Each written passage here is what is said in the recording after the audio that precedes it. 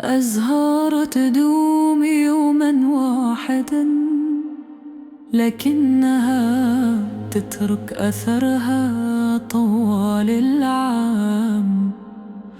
وعندما يرحل أشدها إصرارا، ينير وجودها المرور.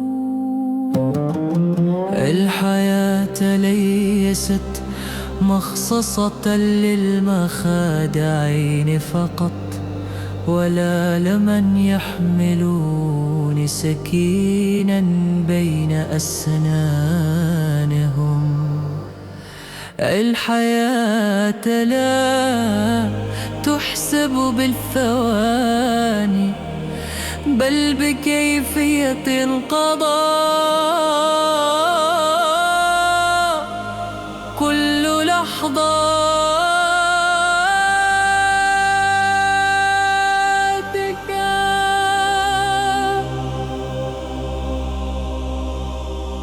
هناك نساء يبذلن دماء لمنحن أطفالهن غدا كريما، وكل يوم هو كفاح مستمر في عزلة بائسة.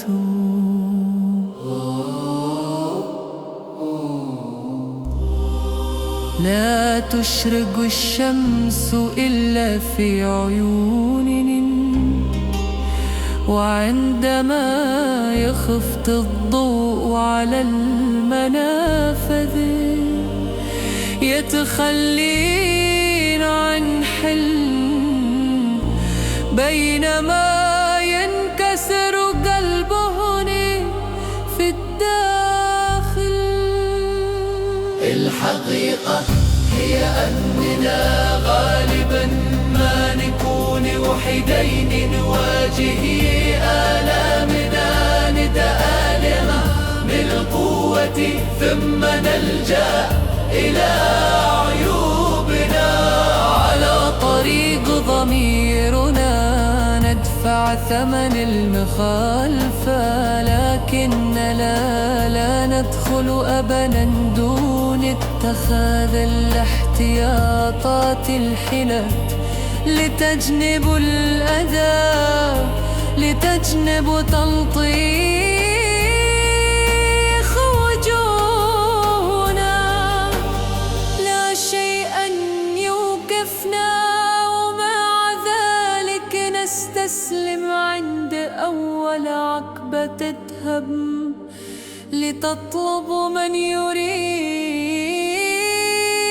التحدث ليك أن يستمع لمن يريد سماعك. أحيانا نأخذ أنفسنا على محمل الجد، وإنهار كل شيء ينهار حقا، وندرك كم هو سخيف لعب الغميضة مع أنفسنا غباء.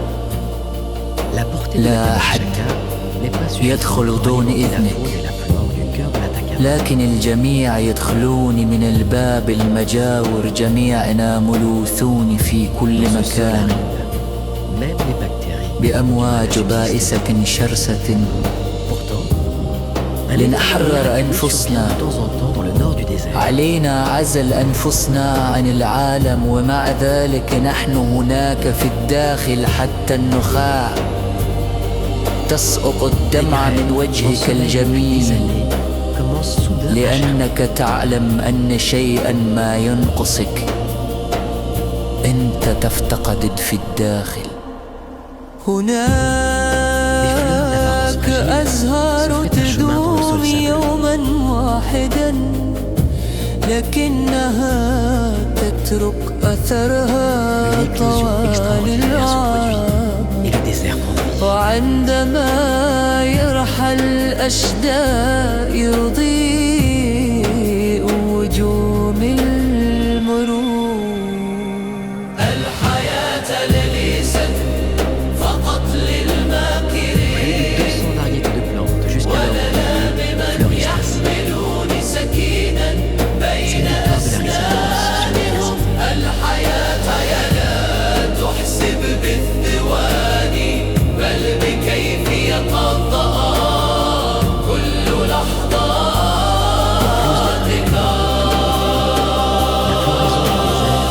festin pour les insectes et les animaux, une bénédiction pour les habitants de l'Atacama.